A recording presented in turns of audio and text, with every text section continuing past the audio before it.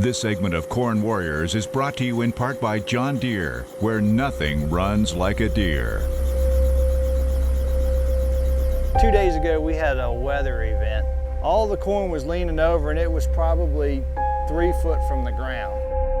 I walked out in it earlier today and saw some green snap. I'm just going to kind of get a survey and climb up on the pivot just to see what the field kind of looks like. We were harvesting barley just over on the other part of the farm, and we saw the storms coming. If I had to take a guess, we were probably in the 70-mile-an-hour range, and it took 2 of us to get the tarp over to keep it from blowing because the way the winds were kicking up. The corn was a lot more leaned over. Hadn't had time to recover yet. Then yesterday we had some sunshine and some heat, so the corn that was just leaning, majority of it has stayed back up. But you can see patches over here and you see patches out here where the corn is still down. And that's probably because it's had some green snap. When the corn's rapidly growing like it has been, and at the populations in which we planted the crop at, the corn didn't like to withstand the winds as well as we'd like for it to have. So we're gonna walk out in the field and see where we are. I'm sure a corn warrior had wished some bad luck upon us. Like Mike Rofer last season, he said he wished a hurricane. This is about as close to a hurricane that we could have had. No hail here, just some strong winds. I'm gonna break it going in because I'm so mad at it. We can see where we had some straight line winds come through here and it concentrated in little patches. Oftentimes you want to do stand counts to see what percentage of your corn is broke. It's just big patches. So we can say here we got it's probably 75% destroyed here. This is just disheartening. When you're doing high yielding corn, you're subjecting yourself to some of the casualties of war, and this is one of them.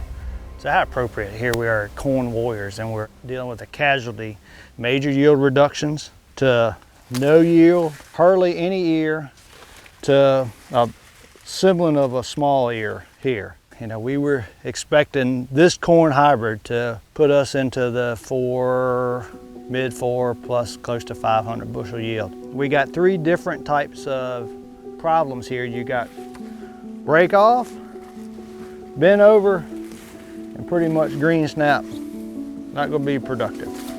Fun fact, broken plants, green snapped, won't produce any grain, but will allow more light to reach healthy plants, which can produce higher yields. True or false? Answer, true. It's starting to stand back up. If you were out here yesterday morning, you'd have seen this entire field leaning. Now they will eventually stand back up, probably like that. Some of it a gooseneck to where it'll curve and then it'll straighten up here. So it's just gonna try to gravitate towards the sun. Then you have areas of green snap, which is this right here, which the corn, because it's growing so, it's just bent right over. And then you got the corn that's actually snapped off.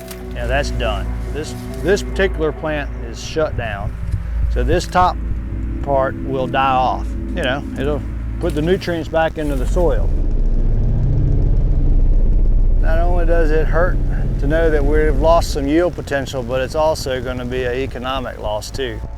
My son and I did a lot of work on this, trying to get this corn to get off to a good start, which it did. We had good emergence. This was probably some of our most uniform corn. We're going to try to figure out how we can salvage some of this. Unfortunately, some of it's not salvageable. That'd be my trucker. Hang on one second. Hello. Is it loaded there at the farm? Okay. All right. Good deal. All right. Thank you. We got corn tasseling at home, so we're only, we're less than 2 months to where we're going to be shelling corn. This has been such an unusual spring. We were wet early, then we turned off dry. Corn was growing. Things were just happening. We either had to spray the corn for weeds, put the herbicide out, or we had to put the fertilizer out on the corn. We elected to go ahead and put the herbicide out So we still have about 800 acres of corn we're gonna have to go in and put on our side dress application of nitrogen. Hard to spend money on this when you got decent corn right there. So you gotta just figure out how to be efficient with your dollar now, because it's not just about high yields, it's about profitability. You know, the old cliche, don't put all your eggs in one basket. We tried to spread out our risk, so we had multiple hybrids out here. We got some different populations out here, so particularly Pioneer 0339. Now that one's looking good and it is in full tassel now.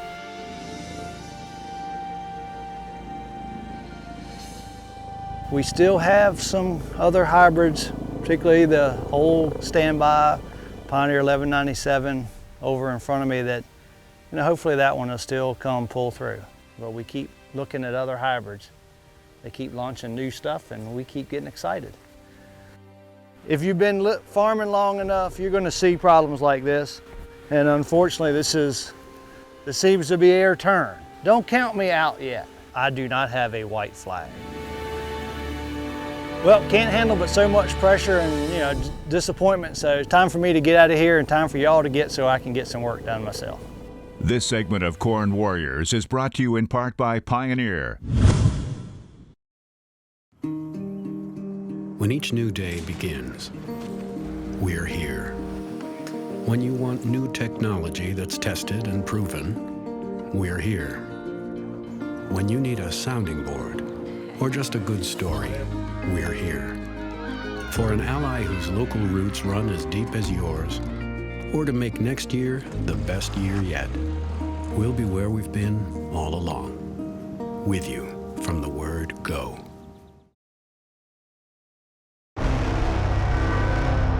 There's a book that I like about baseball, and the subtitle is The Art of Winning an Unfair Game. And in a lot of ways, farming is an unfair game. We're dry, probably more so than we have been the last 2 years. So we're kind of in a challenge right now. When did it get so hot? I feel like it just flipped the switch and all of a sudden it's blazing hot now. We've had June and July weather instead of May and June weather. We really need a break in the heat or more rain or both. Some of our younger crops are slowing down a little bit and some of the older stuff's just now starting to get rooted down. When you're setting your components for yield, you don't generally want it to be a little short on water like it is now because that affects your nutrient availability as a whole. So.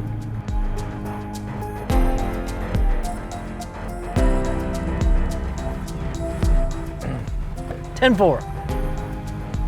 Yeah, so this here is the contest field we're using this year. We've actually changed to a new row spacing. This is the 15-inch rows with the tram rows to drive on. That minimizes our sprayer blight issues and also keeps the same populations. You're stepping all over my corn. Because of the weather so far, I may pull back the reins a little. I would say overall our yield goal for this field is probably in the 350 range. If it rains 2 or 3 inches in the next week, then that may change again. So. And like anything with farming, the weather is the ultimate trump card. So, I mean, you could do everything right, pick the perfect inputs, the perfect hybrid on the perfect field, plant it the perfect day, and it gets hailed on and it's all for naught. We're a little behind. You can see we're at V6 for the most part, it looks like. When you're doing this, timing of application is incredibly important. Not necessarily a late versus early thing, just getting it exactly the right time for the weather conditions you face. The fact of the matter is there's gonna be years where it's not gonna work out. There's gonna be years where you do everything perfectly and the weather screws you. And there's gonna be years where you screw up 10 things and the weather bails you out. It doesn't look too bad. I mean, it still very well may be just as good of corn as anything else we've harvested. But the planting date we used is probably later than average, but depending on how the weather in August and September is, it could be a benefit to us. But the problem is when you're doing that, you don't know. Other than that, I'm very pleased. It's called Dan. Why can't I see a phone in the sun? Don't you guys have cameras you can see it in the sun? Hello. Mr. Lupkus, how are you? Hi, Matt. What's shaking? Walking some corn. You know, corn that's further along, it's rolled up at 9 o'clock in the morning. It's only 70 degrees, you know. Really? Yeah. I mean, you're pretty dry. Does your contest stuff look okay? when I first walked in, I was kind of, yeah. Need to get some pivots. I'm gonna start turning them on about May 15th and leaving them on until July. Right, yeah. Just for rain. Just to make it rain, yeah.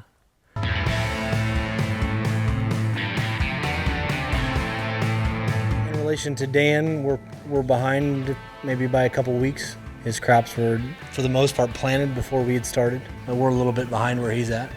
We are definitely drier than he is, and he also has the benefit of irrigation on some of his acres. Damn, this corn looks good. Sun must have hit a different angle. This looks pretty good out here. I mean, right here. I'm gonna text Cal right now. I'm gonna send him a picture. Tell him to prepare to meet his maker. Hello. Matt, Kevin. what's up? I'm just checking out the corn that's gonna beat you. Well, all I can tell you is good luck, buddy. You're gonna need it. Oh, here we go, here we go.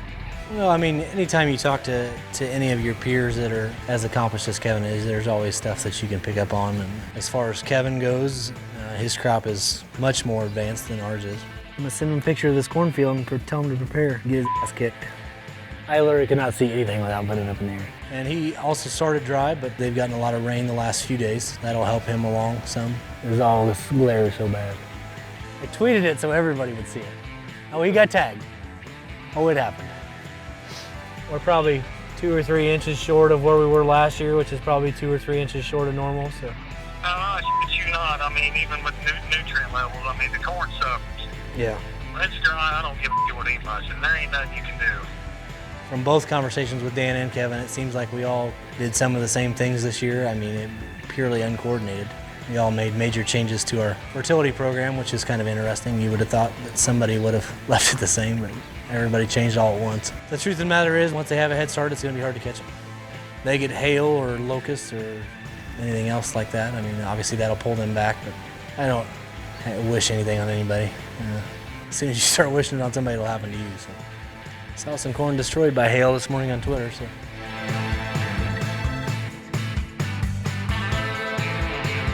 This is a wrapping baler. Chops the hay, makes a bale out of it, and then wraps it and sets it on the ground. Basically preserving the hay for at least 1 year, if not 2 or 3, if it's done properly. Now we're just taking the plastic down so we can go down the road with it. And we're gonna fold it up and get ready to take off.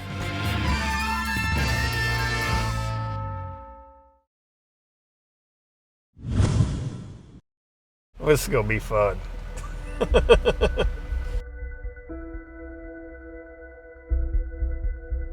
We had like a 70, 75 mile an hour wind that come through here, right at basically tassel. The most vulnerable point a corn is in its life to green snapping. You know, I wouldn't be afraid to say that there's 10 to 15% green snap that we got here.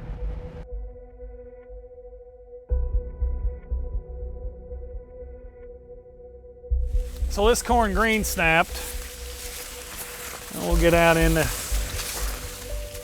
you can see some here, it's already starting here. Just look at the difference in the ear size, the one that's green snapped. You know, this one here was kinked, you know, and here's one that didn't get bothered, so, you know, pretty significant size difference when you green snap. No matter what you do, you know, this makes nothing. Now, there might be 40 kernels on that ear. You know, and this one here is kinked, damaged, small ear. This one here is kinked, right here, small ear. More kinked. You know, here's 2 of them kinked again. You know, 2 of them here again, small ears. You know, that's what's aggravating. You know, just too much damage. A lot of aggravating potential, you know. I mean, look over there, you see corn stalks leaned over. Just no good. But, you know, a far cry of what it should have made. I mean, this should have been 300 plus corn here, but you know, there are just some things you can't deal with, fix. It's kind of a shit show. I mean, this will be one of our very first, if not the very first field we harvest, just to get that, get this corn up out of the ground. We have sprayer blight. I don't want to get out of this corn. I just wanted everybody to know that Southern Indiana, we don't grow great corn everywhere. Randy was talking about being wet, wet, wet. David Greensnap. Tweety was saying he's dry, but I don't know how you can be dry with 15 feet of 5 to 8% organic matter dirt there. So I don't know, it's going to be interesting to see here.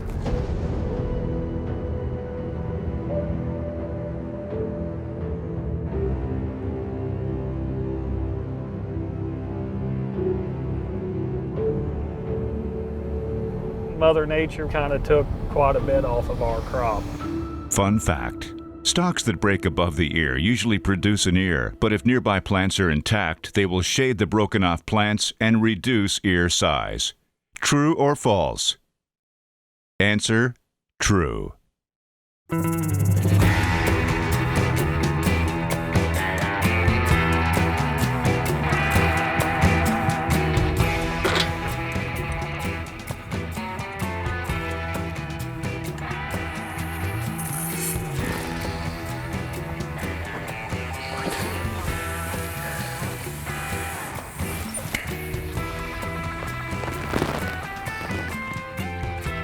I'm gonna go find some tape, fix my hose. Go get your own shit. I'm not your bitch. You should be my. I raised you. Nobody's. Oh my God. I gotta keep track of everything.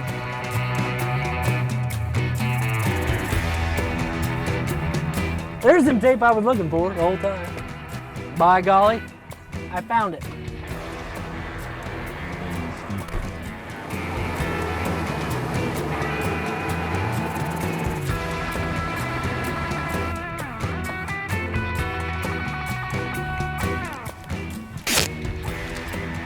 His dad hadn't run over with the lawnmower, it wouldn't have a hole in it.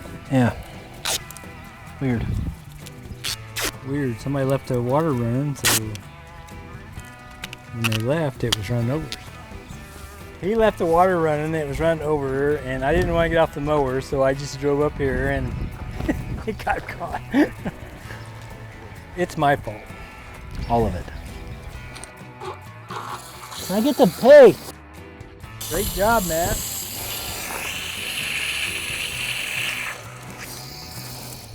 The hose still leaks.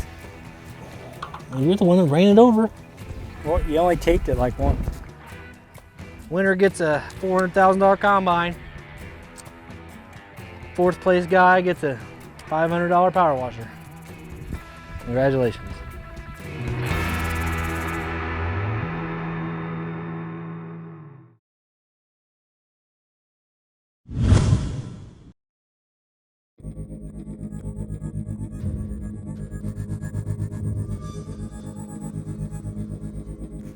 We're at a farm that never had water on it, never had corn. We're about 150 GDUs from black layer. Obviously in the south we get a lot of disease. There's a particular disease here called southern leaf blight that's giving us a fit this year. Multiple fungicides, northern genetics. It's got an excellent score rating to be resistant, but it's just not resistant. So still gonna be good corn, you know, but it ain't gonna be championship, break David Hula's world record, first to 600 corn.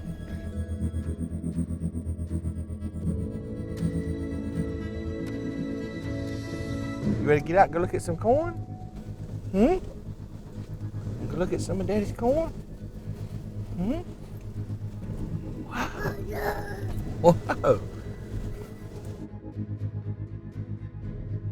This is a variety that my wife wants to enter this year. And we'll see. Pretty good corn.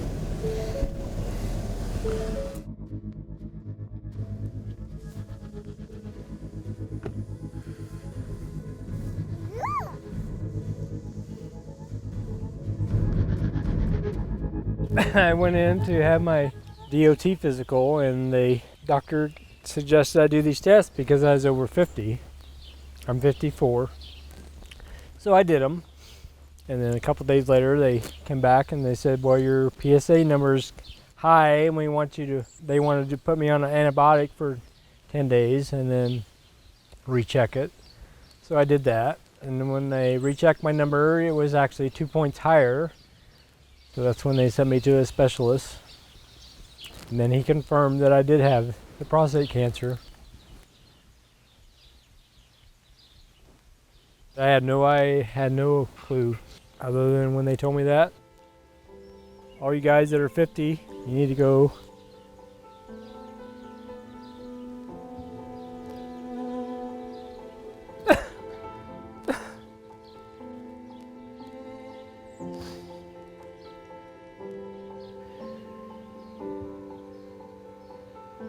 Dad went in for his DOT physical, which at some point you realize your parents are human. You know, Dad's kind of been the constant. You know, the year before, Grandpa stopped coming out, you know, because his health wasn't as good before, so Dad's been having to pick up some of that slack. And it was a trying time to say the least. We decided to do the surgery, but I'm young enough and my grandkids are young enough that, you know, I'm gonna do this and work through it. I mean, I had some complications after surgery, but got through that. Now I have to be tested every 3 months, make sure the cancer hasn't spread anywhere. So far, the first test came back 0. We're hoping for the second one to be the same thing. I made it, so. I know I'm not the only one that's done it. Somebody else goes in and gets a test and they find out early enough and they can take care of it. And good for me. Help somebody else. At some point, you hope it returns to normal. Part of the skills you develop when you're in the military is you learn to compartmentalize stuff and shut it off. There were times when I think there were members of my family that maybe didn't understand why I was handling stuff the way I was handling, but at the end of the day, whether, you know, he makes it or doesn't make it, which we didn't know at the time, the operation continues, and if for some, you know, God forbid he hadn't survived the situation, then, you know, the operation is one of the few things that's left of him. I don't know that I want to fill his shoes exactly, but I don't know that that's what anybody should do. I mean, you just hope that they're proud of how you've accomplished whatever it is that you've got done. If you think of the 5 guys on this show, you know, we're all in different situations, but at the end of the day, it's how you respond to whatever situation you're in. You know, you just hope that you are capable of rising to the occasion.